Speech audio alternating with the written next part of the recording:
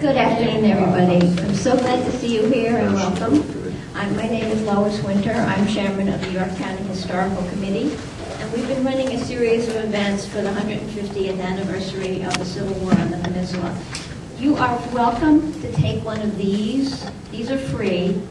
They're on the table out as you leave, but don't take the books. The books are not free, and I'll tell you about those in a minute. This is the brochure that was put together by the Sesquicentennial Committee, which is a little bit different than the Historical Committee, but has a lot of overlap. What's wonderful about it is the front of it is a picture of Main Street, 1862, and you can see the gate in the back. That was the gate to the fort. That was Fort Yorktown. And on the back, you see the other side of that same fort. So these are real pictures, of course. And on the inside, there's an explanation of the role Yorktown played in the Civil War in 1862. And it explains the whole entire thing. And in the back, it's got a list of events. So these lectures have been a series that we've been running to go with it. They meet on Sunday afternoons. This is the 6th in this lecture series, and there are 2 more after this. And all of those dates and things are in here. So I have a little advertising to do before we start. That's one of them. You're welcome to one of these. Please don't take the books. What's coming up, the next 2 lectures, I need to show you the book first. Jeff Tolston is an author who found, through a series of incidents, a series of letters that were written between a husband and wife during the Civil War. The husband was actually based here in Yorktown for a period of time, and he published their letters in this book, Send Me a Pair of Old Boots and Kiss My Little Girls. So the story of how he did that and how he found them and what his research was is the next lecture. And that is going to be Sunday afternoon again, November the 4th. So it's not the 3rd Sunday as these have been, because after he explains how he did that lecture, then they've made a play out of that book, and that's going to be performed at the Freight Shed the following 2 weeks. And you can take one of these too, and it tells you about that play. So the series would be that you'd hear the research, how that happened, and then you can go see the actual play down at the Freight Shed. Tickets are $15, part of the advertising. You can buy them downstairs in the gallery, and you should buy them because the Freight Shed doesn't hold that many people, so you have to reserve a seat. So it sounds terrific. I hope you can all come. And then our last in the series is December 16th, and that's going to be about women in the Civil War. So we've kind of covered really a lot of territory about this local area and the role it played in the Civil War. And I'm really proud to be able to put that information out because all of the speakers are local people who have become experts in what it is they're telling us about. And we have one of those today, which I'm going to introduce, who I'm going to introduce in just a minute. But I also want to let you know that outside on this table we sell 2 books through the Historical Committee. One of them is Fact Sheets of York County History that we've been selling since 2004, put together by Dick Ivey, and they cost $20. And you can buy one if you want to. They're also sold downstairs in the gallery and at the Yorktown shop. But the other book is new, out this year. It's Essays and Memories, African American History in Yorktown. And it goes all the way back from the first African Americans to land, through slavery, through contraband, and that's also out there. So that's also $20. So those aren't free, I'm telling you. But you're welcome to have them. But today, we have Dr. Adrian Wheat, who a lot of you know, because he's local in our area, as we said before. He practiced medicine for many years as an Army surgeon and has done extensive research on the medical practices during the Civil War. He helped found the Society of Civil War Surgeons, and most recently, he advised the Virginia Historical Society on surgical topics for the exhibition An American Turning Point, the Civil War in Virginia. He also wrote a book. These are also sold downstairs, so we can keep you buying a lot of books. But the guide to Civil War Yorktown, you can walk around and you can see the Civil War sites. So, Welcome, Dr. Wheat. Thank you.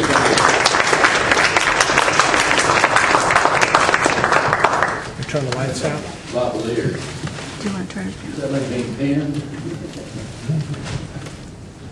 I know I saw so many old friends coming in the door, it reminded me of a funeral. And then the fact that we've been going to each other's lectures reminded me of how my father-in-law used to say, I'll go to his funeral, so he'll come to mine. But today we're going to talk a little bit about the problems that the Confederates incurred down here on the peninsula early in the war. And that's not to infer that the Federals, when they were on the peninsula later, didn't have problems, but they were a little bit different, and the Confederate situation was a bit unique. Now, I'm going to have to learn this as I go.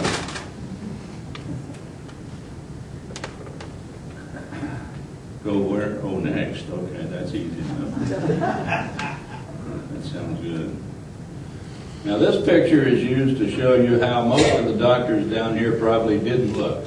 This is the regulation uniform for a Confederate surgeon. This anonymous carte de visite in my collection is very good for showing the characteristics of a Confederate surgeon the way they were supposed to look. They've got black facings. I've never understood why they picked such a morbid color for their branch color. He's got the star on his collar that denotes him a major in the Confederate service, although his correct title is surgeon. The title that he goes by is actually surgeon or assistant surgeon, and not major or captain as the other soldiers would do. And if you look closely, you can see the MS insignia on his hat, which stood for medical service. They were considered staff officers. We used to say this stands for mustn't shoot, but that's sort of a wishful thinking. Surgeons had a interesting life. They weren't totally free of danger, as we'll see, and they also weren't always well liked. And this cartoon from a period illustration, a period paper, shows two surgeons examining a recruit, and it brings up several points. One, the reason they had so much trouble with disease was the inadequateness of the initial examinations, which hasn't changed at all. When we deploy for combat now, we take people with us that should be going and then send them back later. I don't know if they were trying to imply that the doctors were Democrats, although most of them probably were. But you can see how they're depicted as the south end of a northbound horse. And interestingly enough, the one on the left is actually recording the pulse in a numerical sense by using his watch to count the pulse. In my experience, this is a strange practice back in the mid-19th century. They describe the pulse as strong or weak or thready or rapid or slow, but very seldom put an actual number on it. But it did happen occasionally.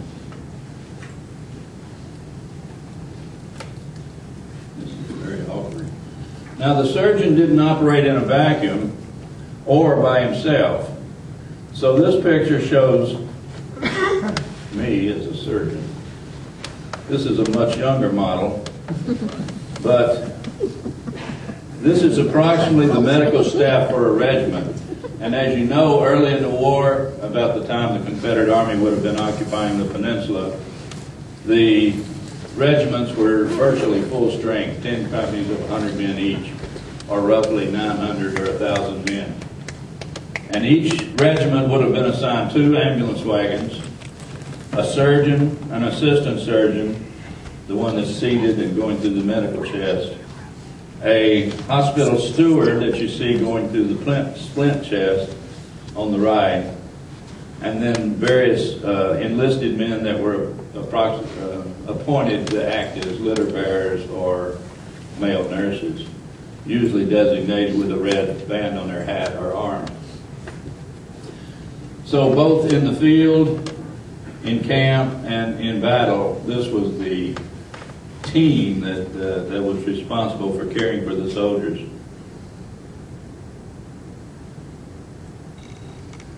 Now, every morning, the sergeant at the head of the line there would bring all the sick from the company over and present them to the assistant surgeon for examination. Then he would recommend the dosage to be given by the surgeon, who would be taking his medications from the chest you see on the ground in front of him. And you notice the symptoms are a range of things, from abdominal pain to toothaches to sore foot to headaches or whatever. And they just pretty much had to go to the same person to get treated for everything. Uh-oh.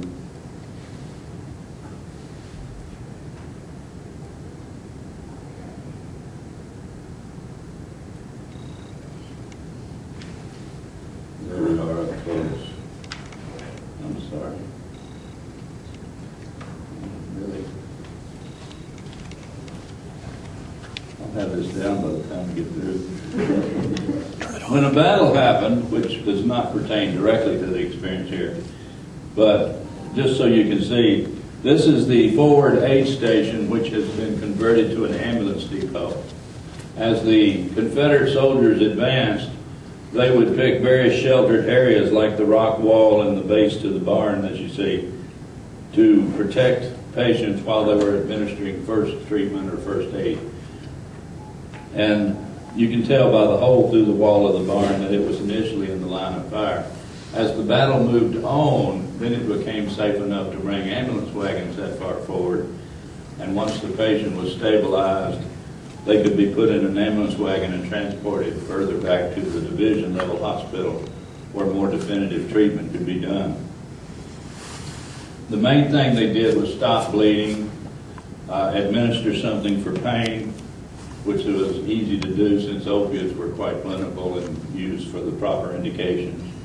Sometimes even a whiff of chloroform, which was used as an anesthetic. And this is further back where the ambulances are bringing the patients to a division level hospital indicated by a yellow flag. The division level hospital was located near a farmhouse, but not because the house provided shelter. It was located by the house for the same reason the house was located there, because it was near an adequate road and usually had a well or other source of water. The surgeons at this level of treatment would perform the necessary operations. Now, we're not going to get into surgery itself because that didn't happen a great deal on the peninsula up until the Battle of Williamsburg, which isn't my main concern today. But I'll just tell you briefly that you would be given a painkiller and a stimulant, which was alcohol, and also maybe a whiff of chloroform on the field. And then you would be taken to the main hospital where you'd be given more of these things until you were rendered insensible to pain. And I guarantee you, if you had a big slug of opium, whiskey, and chloroform, you'd certainly be insensible to pain. But most of these people were not unconscious. They weren't anesthetized in the modern sense of the word. They were literally awake and aware, and they even wrote home and said, "I remember my surgery, but I felt no pain." So you see the assistant surgeon at the head of the table, the man in the white coat administering chloroform by the smother the patient technique, and the surgeon again is standing by the injured extremity. By the time you got as far back as the division hospital, 90% of the wounds were in the extremities, which is good because that's what the surgeon could treat the best.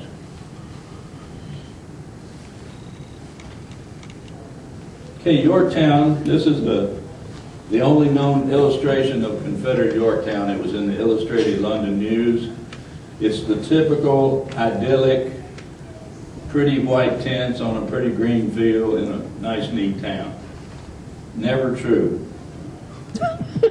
And the statement at the bottom is the beginning of a quote. And I'll just give you a chance. He says, "It's the meanest place in the world." Now, you get the idea from the quote that this man was disappointed in its size and lack of industry and the fact that he'd just come from Richmond where there were bawdy houses and various other forms of entertainment. But he ends up near the bottom saying, "In sober truth, it's the oldest, ugliest, most good-for-nothing town that I've ever had the misfortune to be stationed in." From a medical standpoint, it was also dirty. Now, the connection between disease and germs had not been made by this period. They didn't know that filth bred germs, but they did know that filth and disease were connected. And everyone was attempting to be clean in the social sense and wash away the visible dirt when possible. So a dirty place like Yorktown, where the soldiers were new to the camping out business and refused to use the latrines and just threw their chicken bones outside the tent, the camps became very filthy. Lee commented on this once. He said, "The men are like children, but at least you can tell children what to do." And I unfortunately saw the same thing in my brief exposure to war. We took a group over on a Desert Storm, and we couldn't get our men to use the latrines either. They just went out and visited the happiest bush in Saudi Arabia. Now this represents various medications that... Go away. We'll just have to look at it. Sir? Is there no ant or arrow? Arrow. I don't know. It's not worth worrying about. Anyway, try not to pay no attention to the man behind the curtain. The bottle on the left, if you can read it, is powdered alum, which is an astringent. I'm sure you've all had the pleasure of biting into a green persimmon. And of course, flaxseed is still available today for various indications. But in the middle, you see the infamous blue pills. Now, blue mass and blue pills were one form of mercury, and calomel was another. But they were both a good example of things that were taken that we today consider poison, or heavy metals. Sugar of lead, arsenic. These were all cathartics. And the theory of medicine during the mid-19th century was that the object of treatment was to restore you to the way you were before you got sick, which makes sense. And that's why so many medicines are called restoratives. Well, unfortunately, we looked at you and you were rapid pulse, rapid breathing, flushed cheeks, feverish, and we assumed that you were overstimulated and what you needed was depleting therapy. And some of our favorite depleting therapies were things that would make you sweat profusely or make your kidneys act, all of which we had in our little chest. And also something to make your bowels evacuate your contents to get rid of all the effluvia that you inhaled during the night. Now, a man that's had diarrhea for 3 months does not need a laxative, nor does he need depleting. So you can see how sometimes the treatments sometimes would successfully modify the symptoms, but in a way that was not necessarily beneficial to the patient. Some doctors used appropriate treatments like opium and a low diet, and we still treat mild diarrhea with Ipecac, which is another form of opium, and clear liquid diet. And then they would alternate that with a harsh laxative like calomel or blue mass. And as the war went on, they began to notice that one did better than the other and began to adopt a practice where they used the appropriate treatments more often than the inappropriate treatments, but without any advance in theoretic knowledge.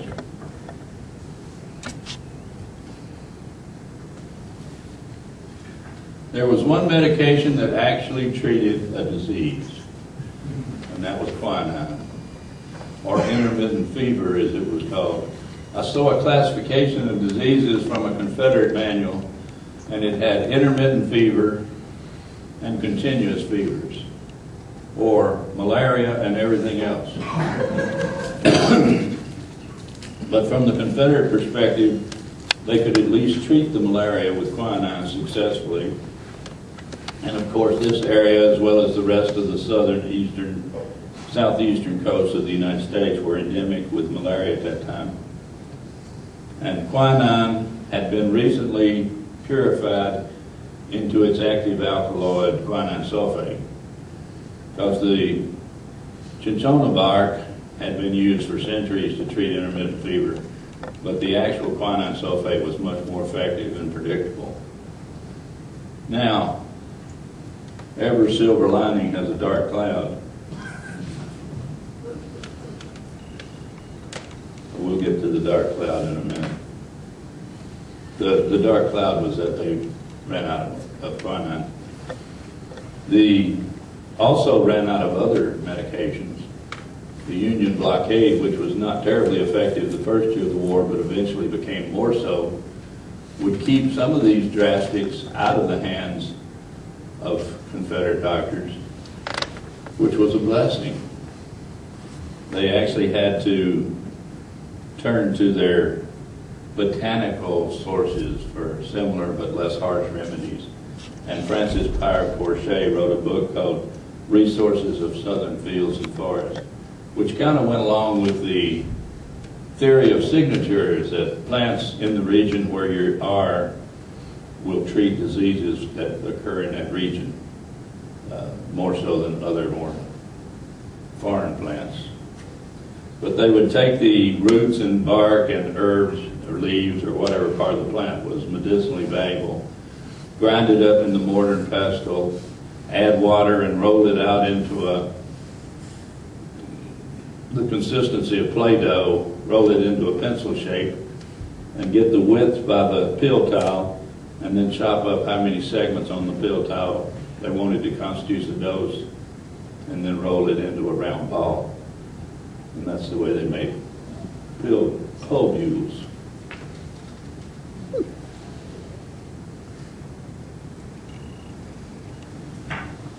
So here's a testimonial from a man who was here from the North Carolina, 1st North Carolina.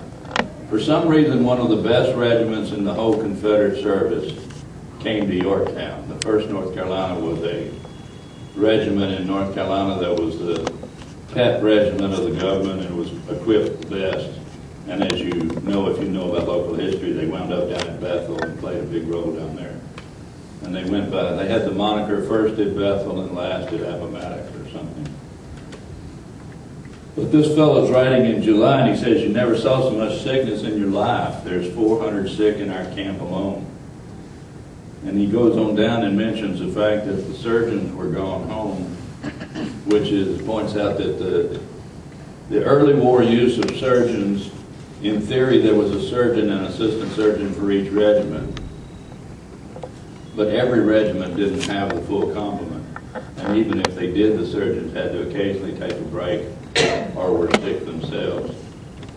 So being without the surgeon in your regiment wasn't an uncommon thing.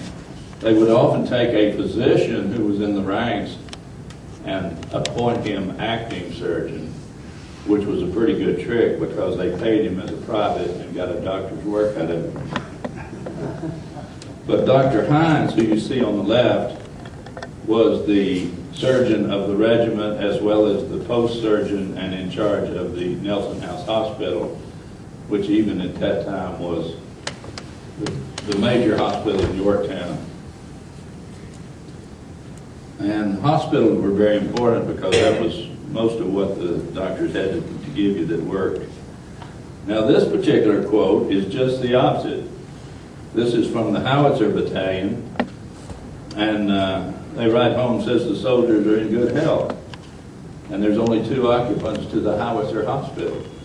Now the 2 companies of Richmond Howitzers that were stationed at Yorktown probably consisted of nearly 500 men. And to only have 2 sick in the hospital was pretty miraculous. So we ought to be scratching our heads and wondering why. Well, for one thing, the Howitzers were in Richmond. They grew up in the city. So they were exposed to the communicable diseases of childhood as children, when you're supposed to be, when it's not quite so devastating. and they already had immunity to measles and mumps and smallpox, or chicken pox. Not smallpox. The other thing was that they were neat. They were gentlemen from higher class families, and they probably were very fastidious about keeping their camps neat and using their latrines properly. All of this was well known. It was just a matter of getting the men to do it. And as the war went on, of course, more and more people saw the importance of it, and the sick rolls dropped off accordingly. To make a point, the surgeons that wrote home early in the war would write home and say, "I barely have time to sit down and write you a few lines, dear, because I'm so busy." And then they would do the same thing the next day. And by the end of the war, when the number of men in the regiment had dropped and the disease had dropped, and of course during combat they were quite busy, but on a routine camp day they would write home and say, "I'm bored to tears. I see sick call in 5 minutes, and the rest of the day I played dominoes," or something. So it was really not a homogeneous experience at all.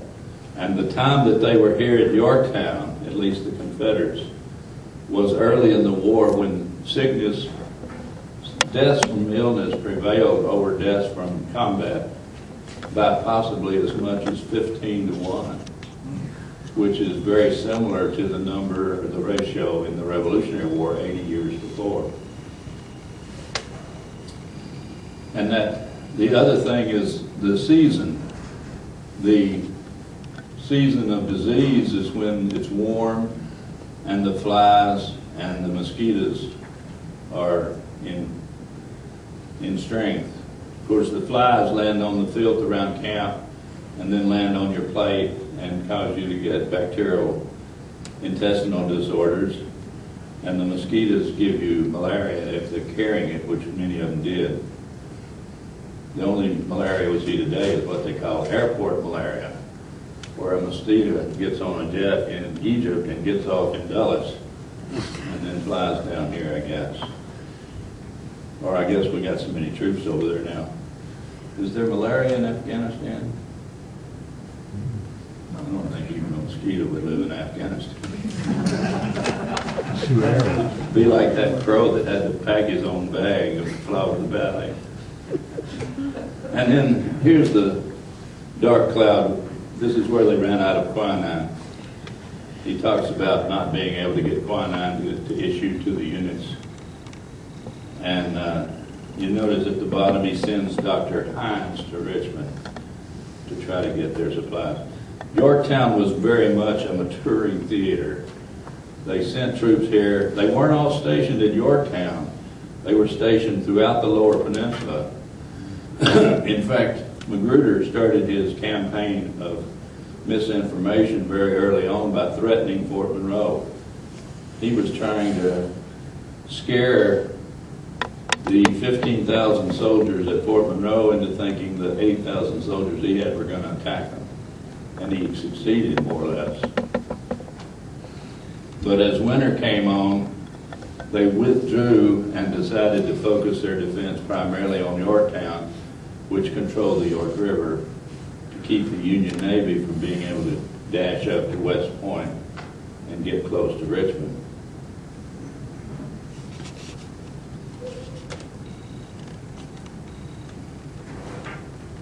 Now, if the medicine doesn't work, and of course illnesses like mumps and measles are viral anyway, and there's still no specific medicine for those, what does the doctor do that's good for you? Well, they would put you in a hospital. And by hospital, I mean any kind of shelter. They were more or less taking you out of the environment that made you sick. So here you are, a young man, you're depleted from your chronic illness. You're exposed to the elements, and you're weakened by the typical Army diet of dry crackers and some kind of preserved meat, pickled pork, or blue beef they call it. So they would require shelter, and during the disease season they would require more shelter than others. The Nelson House, as far as we can tell, remained a hospital throughout the Confederate occupation of Yorktown and also the federal occupation of Yorktown. So it was just the largest, most commodious building in town. Now this is a typical Sneeden painting where he erroneously paints the Nelson House with a wall around it, which didn't happen until after the war.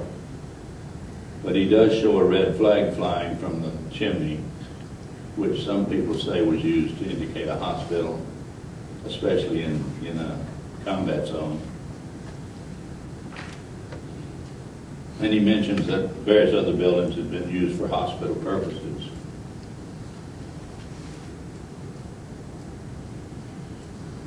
This chaplain quotes, "Yorktown is a place where there's nobody that's not in uniform." I often get asked, what did the citizens of Yorktown do during the war? Well, they left. They refugeed to Williamsburg or points west, went to stay with family, went up in the Piedmont, which a lot of them did anyway during the summertime to get away from the malarial taint. So he's talking about how the whole town was a camp. There's not even a store that doesn't have army goods in it. At least when the guy said Yorktown's ugly and disgusting, there was one store there, but I guess even that store closed. But he did go see his friends of the Zouaves, and he said of the 600 who first arrived, there's only about, 250 left.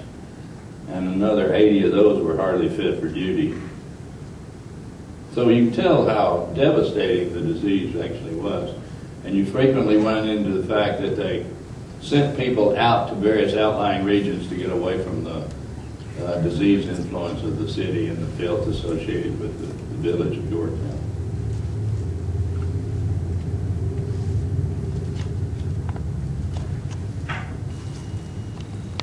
When the Union Army moved in, they used the term pitiable appearance.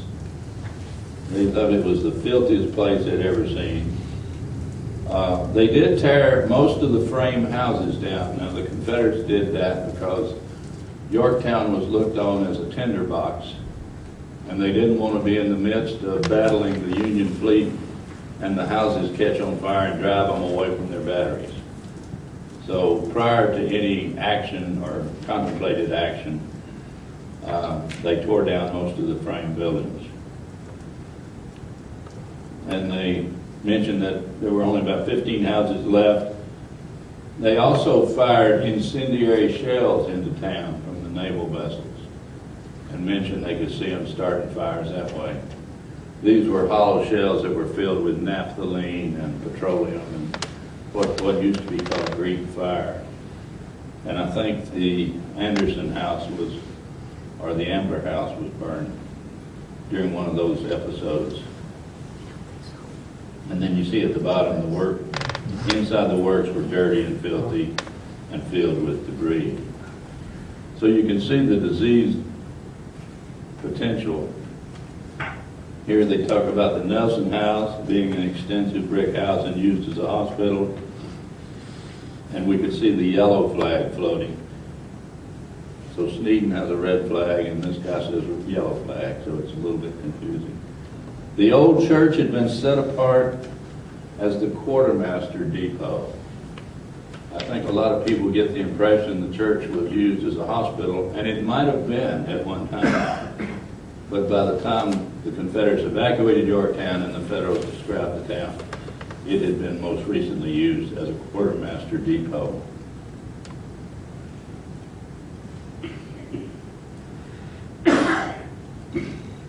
Now this is a seldom seen picture of the Nelson House by a fellow, a Vermont photographer by the name of Howden.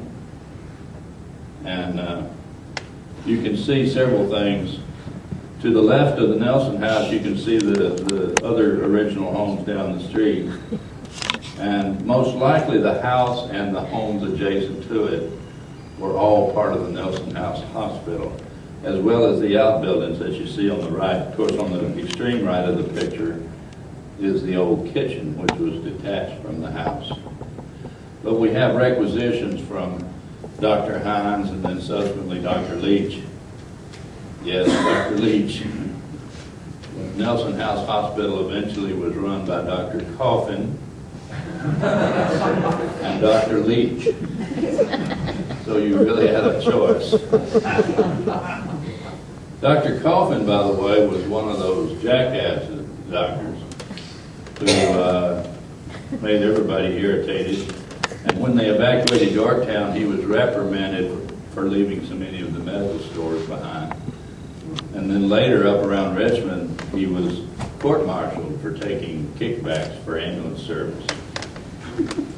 But suffice to say, they were eventually able to get rid of the bad eggs. Leach was a good doctor, though. Now, this nice sketch, which was probably done during the federal occupation, shows the kitchen, but it shows just a little bit further on where the hill drops off to where the gardens are now. And it's a good example of the sheds and things that would have been built on those lots to accommodate either the staff or the patients of the hospital. Most likely the staff, because you notice it's not a very well ventilated building. And also you notice that the patients are all in the windows of the Nelson House.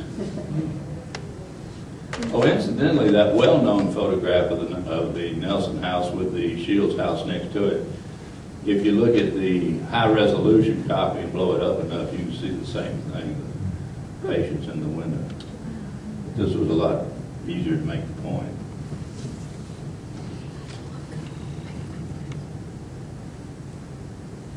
And again, Sneeden redid his painting to reflect the wartime appearance of the house and just painted out the wall in front of it. And the reason I keep picking on Sneeden is that you really have to take him with a grain of salt. A lot of his work is accurate and a lot of it's inaccurate. And the trouble is you never know which is which.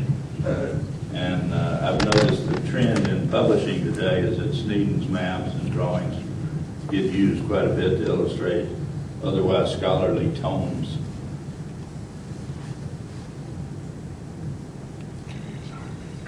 The Custom House was also used as a hospital, again based on a Sneeden drawing.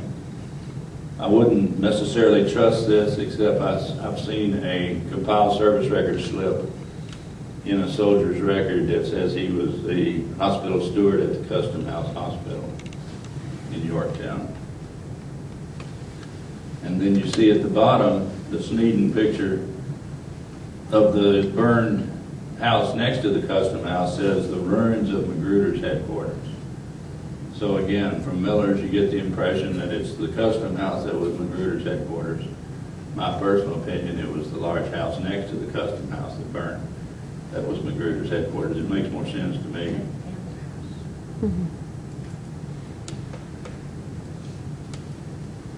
And there's another picture of the Custom House, again with the red flag fluttering.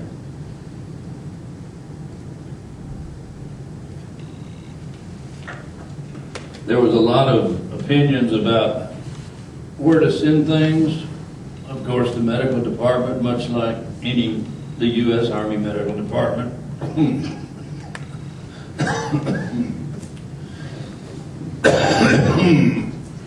excuse me, my pulmonary thesis is acting up.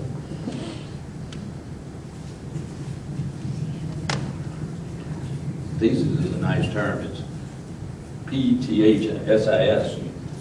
You'd think it'd be pathosis, but it's thesis. But it's another word for TB. I don't really have TB, I promise. Anyway, this is a letter in the Richmond Dispatch about the type of hospitals in Yorktown. And you can see that he spells out, one, there's a big general hospital in Yorktown where the worst cases are sent. Two, each unit has a little hospital. Now we do know the Howitzer Hospital was down at the wharf area because they describe it in some of their memoirs. But we don't have any idea where the other units' hospitals were. We just know they were near the unit. possibly under canvas. And then, of course, there's the pest hospital. The one treatment for many communicable or contagious diseases was to isolate them, which was done successfully and probably saved a lot of lives. It included not only smallpox and gas gangrene, not gas gangrene, but hospital gangrene, which was similar to the flesh-eating bacteria we hear about in the news today. Kind of a mixed infection that just ate its way through the flesh. But they would isolate people for erysipelas, which was a simple strep infection. Things we don't think much about today because you can treat them so effectively with penicillin, but of course there was no penicillin to treat them with. And mumps and measles to prevent it becoming epidemic in the camp. So the pest house would have logically been located downwind and at least several hundred yards from town. So we can assume it might well have been down near the Morehouse or Temple Farm area. And then there was the Bigler's Mill, which was upriver. Many of the troops in Yorktown were from areas like Mississippi or Tennessee, where it would have been totally impractical for them to go home in convalesce. And they didn't want them to go home because some of them wouldn't come back. So they set up a convalescent hospital where they could go and rest and maybe do some light duty before they were able to rejoin their unit. And I'm sure many of you have heard me mention Bigler's Mill. John Bigler was a New York Yankee who moved out here in the 1850s, bought up 1,200 acres, subdivided it, and sold it to all of his New York friends. And there was a whole community of people from New York that lived where the CIA Camp Perry is now. And it was near Bigler's Mill, which was a steam sawmill and a grist mill that he had started. But he also built a wharf almost a half a mile long that got out to the channel. So he was a good place to land and go to Williamsburg when you were coming down the river from West Point. Of course, when the war started, he picked up his belongings and left, figuring he'd be a persona non grata. And he was right, and his buildings and mill and various other facilities were used by the Confederate government as a convalescent hospital. I don't think anything exists of the complex now, and you wouldn't be able to see it if it did. Now this map is a little bit hard to take in, but you can see Yorktown there where the York River narrows. You can see Bigler's Mill, the first yellow dot, upriver from Yorktown, and then the two hospitals at Williamsburg and a hospital over in Groves Wharf. A little bit bigger view, the Nelson House Hospital we've talked about, the Bigler's Mill Hospital we've talked about. The general hospitals in Williamsburg were used for the troops on Jamestown Island, and they consisted of the Female Academy Hospital and the Wren Building Hospital. And this is all prior to the Battle of Williamsburg. These were fixed general hospitals that were designed to treat people with medical illnesses instead of battlefield casualties. The Groves Wharf facility was probably more of a receiving and forwarding facility where they could take people and ship them to Richmond. So it was simply a dock where they could load people on the ships and go up the James River, which the Confederates maintained control of throughout the siege, throughout the first year in the siege. Same way with the York River. So that was sort of a system that some people say the Female Academy Hospital in Williamsburg was the first general hospital in the Confederacy. I've never heard anybody dispute that.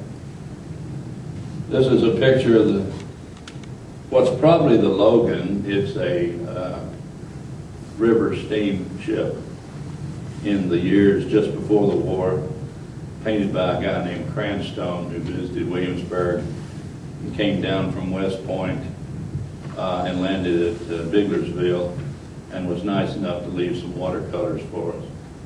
But it's a typical Chesapeake-based steamer of the period, and during the first year of the war, it transported a lot of Confederate material and troops to Yorktown.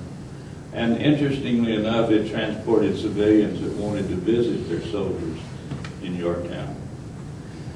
It was fairly unusual for the Confederates to use waterborne transportation to evacuate the wounded or the sick, but the first year of the war on the peninsula they were able to, as well as some of the Western Theater troops near Fort Donelson and Fort Henry could evacuate their sick by way of water down to Nashville and such.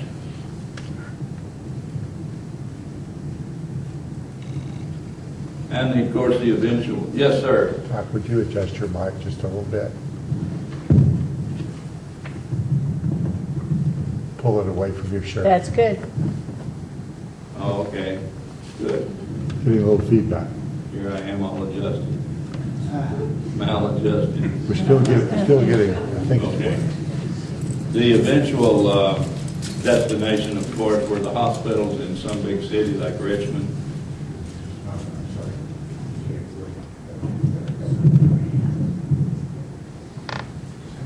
That's because my lungs are all pulled over to them. Still not. I had an operation and then some radiation and everything's pulled over to the right. And it reminded me of a story of a guy that was shot at Chickamauga through where the heart ought to be, but it didn't kill him, and everybody was amazed. And then later, as a veteran, he got an x-ray, and it turned out he had a right-sided heart, which is not that rare, we know now. But he was forever known as the man whose heart was knocked to the wrong side by a mini ball at Chickamauga. Well, anyway, the eventual destination was the fixed general hospitals where you could get good care and your chances of recovering were fairly good. And this is William L. Shepard's famous painting of a comely lass taking care of a handsome young man. A lot of the women that worked in the hospital were not so good looking. In fact, they were, I think they put them there to make the men go back to work. The last thing you need when you're gold breaking is a good looking nurse. Now, once you got to the hospital, if you were wounded, you could get a relatively clean environment. You could get healthy food, which was the benefit of being in any part of the medical system. They would use the hospital funds to buy fresh produce and supplement the diet. And you could get a lot of tender, loving care, and your chances of recovery were great. Now, I know it's given you an idea of the uniqueness of the experience here on the peninsula and generated some questions. Anybody have a question? Yes, ma'am. Wasn't Christ Church in some way involved as a hospital? You know, it's yet another myth, I think. Is it? I've never seen a primary document that describes the church as a hospital. Most of the feelings that the church was a hospital come from the picture in Miller's photographic history that shows the cannon in the foreground and talks about the Nelson Church Hospital in the back. And I don't think the church was ever called the Nelson Church. It wasn't customary for the Episcopal Church to go by the name of a family, even if they were the primary donor or tither or whatever you call them.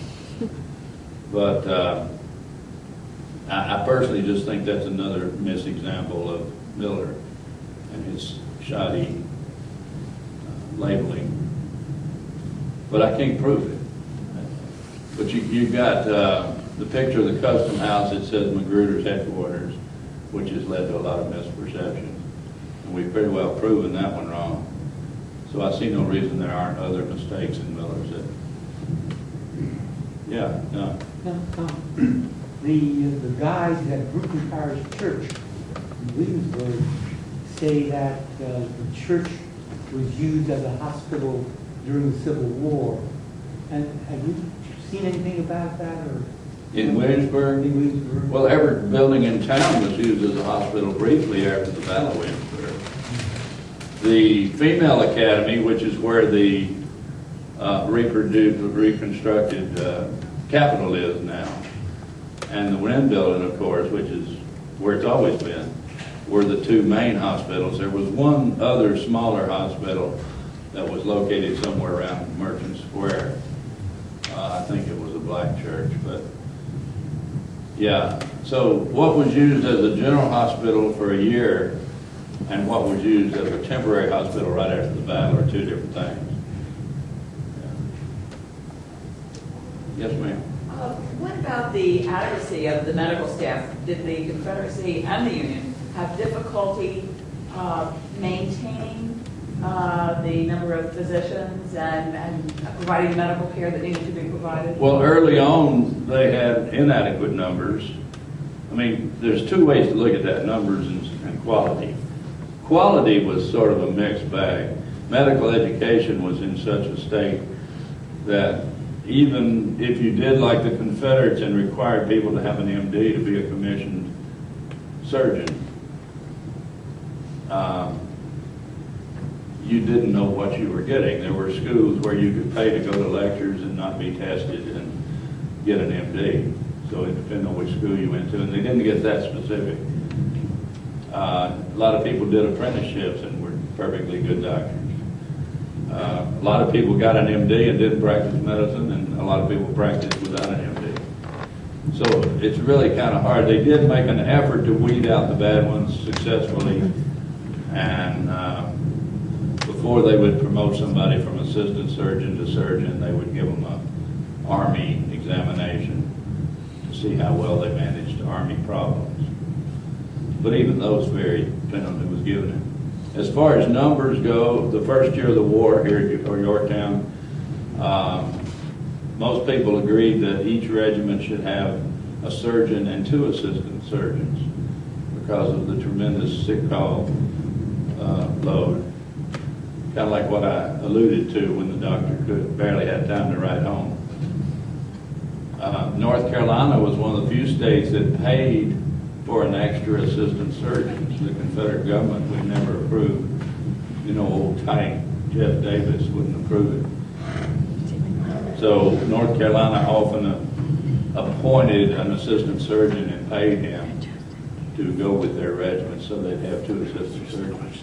But then towards the end of the war, they got to where they didn't need the 2 they had. They started consolidating regiments, and they'd have about 200 men left over from 6 regiments with 8 medical officers, which was as ridiculous the other way. So depends on when in the war you're talking about. Early on there were shortages and problems with quality. Yeah. Did they ever try any form of transfusion? Yeah, they did. I love the story of transfusion. You know, early on the whole idea of putting blood in somebody wasn't to replace blood. It was to transfer the properties of one animal to another. So if you were a lunatic, they'd give you lamb's blood to make you docile. But when you were comatose from your transfusion reaction, you were certainly docile. And the Pope finally outlawed that in the 1600s. But by the early 19th century, people were using blood to replace massive blood loss, which was most commonly associated with childbirth, postpartum hemorrhage. And during the war, people who apparently were knowledgeable along those lines, and almost every book written during the 1850s shows transfusion apparatus. And during the war, they actually tried it a couple of times, one of which was documented to be successful. Of course, this is without any anticoagulation, no sterility, and no tight cross match. Just kind of draw it out and blow it in. So it just shows you they did some. Is it true, or can you tell, did Confederate medical people take care of Northern Union and Yes. vice versa? Yes, the Confederate doctors were often friends with the Federal doctors. The capture of a doctor was fairly uncommon, but the doctors were frequently left behind when one army had to withdraw. and whichever side got left behind were usually treated very well. There were rumors and innuendos and newspaper articles.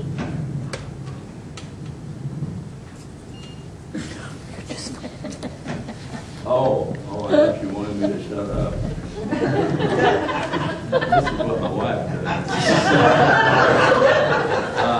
You know, it's hard to get an honest answer. Wars are like politicians. It's hard to get the truth sometimes. But each side accused the other of mistreating the wounded patients, the ones that were prisoners. I'm not aware of a single incident where it's well documented that it was done intentionally. However, you might imagine the Confederate doctor would take care of the Confederate wounded first, prioritize that way, so the federal wounded might have to wait their turn. But they were considered unfortunate wounded people rather than enemies. That answer your question? Yeah. Well, the reason I asked that, my wife's great-grandfather was a physician from Vermont, and some of the writings that they had, they took care of both sides. Sure. Yeah. There were a lot of Vermont troops here. Dr. James was a Vermont surgeon who was left in charge of the hospitals in Gettysburg when the Confederates left, and took care of a lot of wounded Confederates who were left behind. Yes, sir.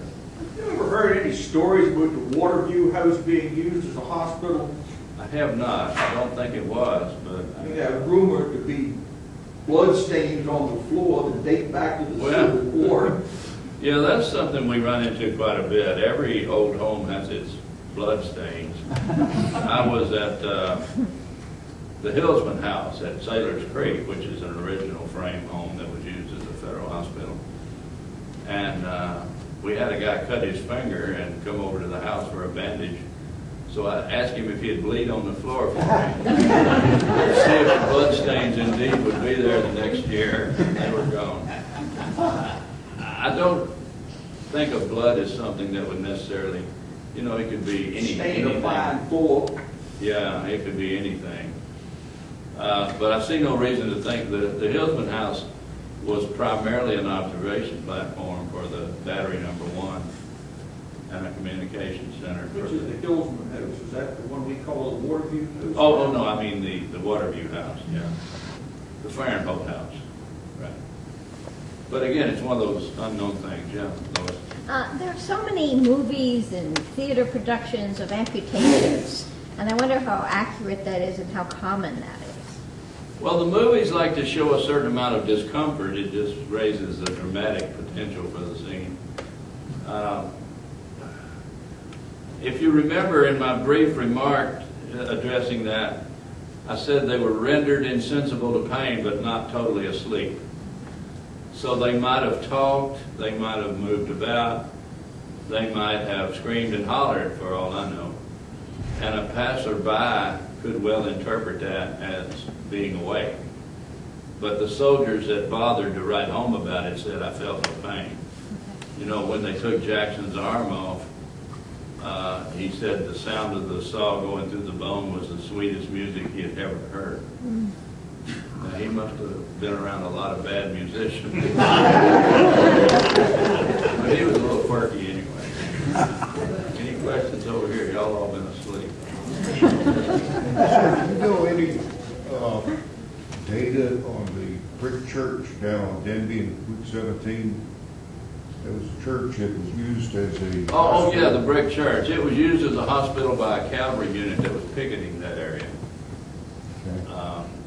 That's an interesting building. Of course, it's been modified a little bit. Right. There's a nice picture of it the way it looked during the war. It's not a wartime picture, but it's early enough that it shows.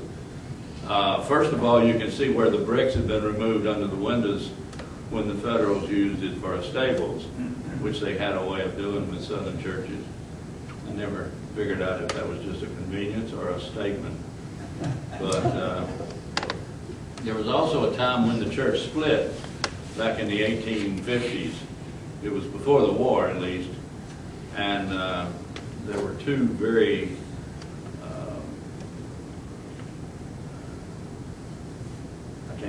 term.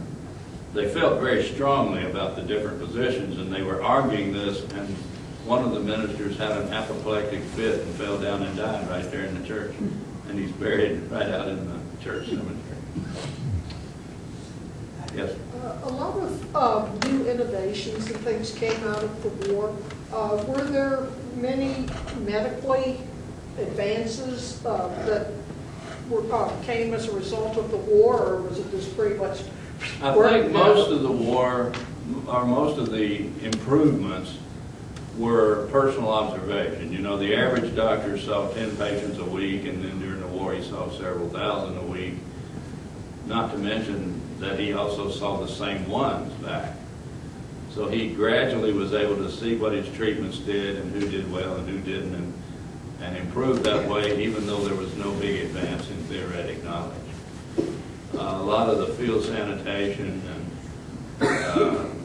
the fact that people finally realized that keeping your camp neat, keeping the filth out of camp, and all led to healthier troops, was applied later to sanitary measures in cities and led to a wave of public health issues. Weir Mitchell did his studies on nerve injuries, causalgias.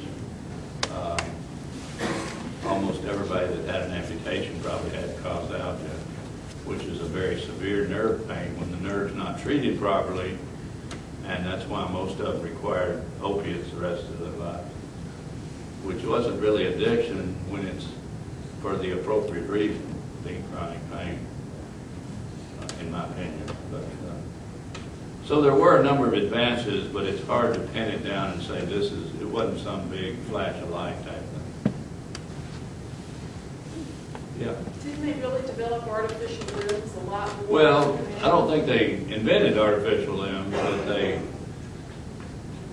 the Hanger Limb Company that's still in Richmond today got its start during that period of time. And they developed articulated limbs, and you could get a wooden arm with a spoon on the end of it, and various models that were some improvement. But of course, there was no way to really use, you just had to use the other hand to mold the fingers around something. There was no self-use.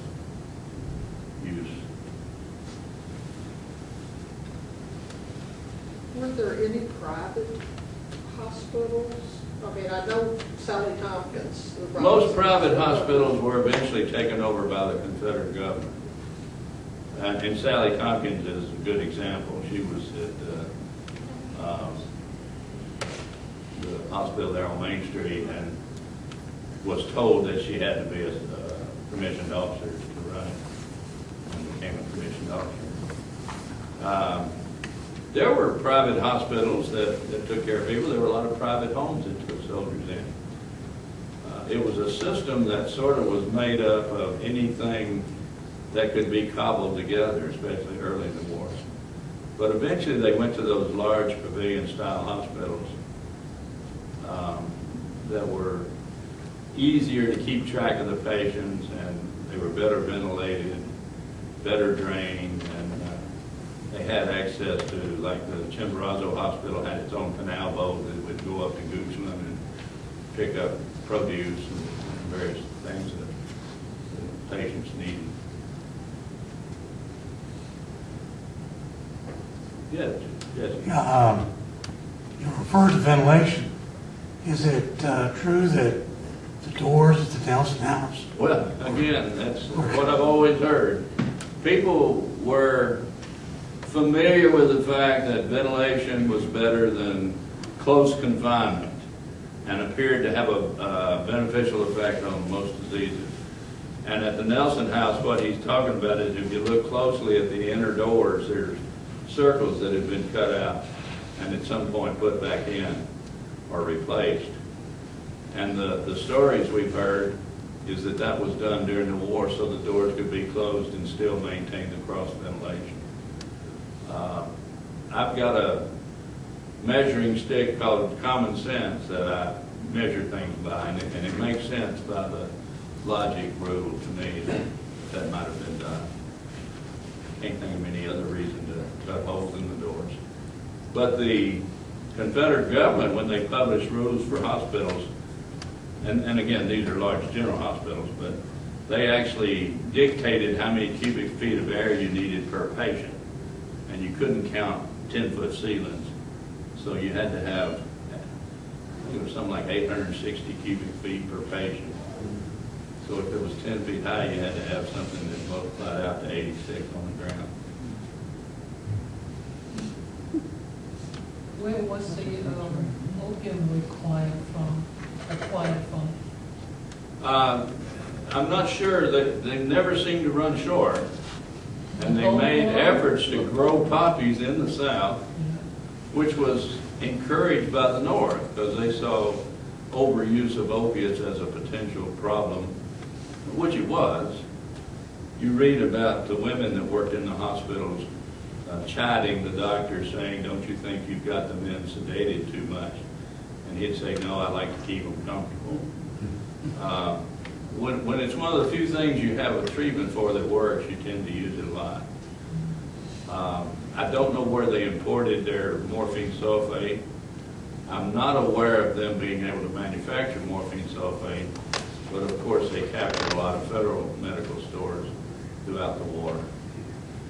And they had the blockade runners and brought things in. A Confederate surgeon, or several of them, but one in particular wrote his memoirs and said we were never short or totally without what we considered most important. And that was morphine, chloroform, and quinine. Everything else they could do without. Well, took me a while to get rolling, but it's been fun. Appreciate you coming. Appreciate all the good questions. And Thank you very much.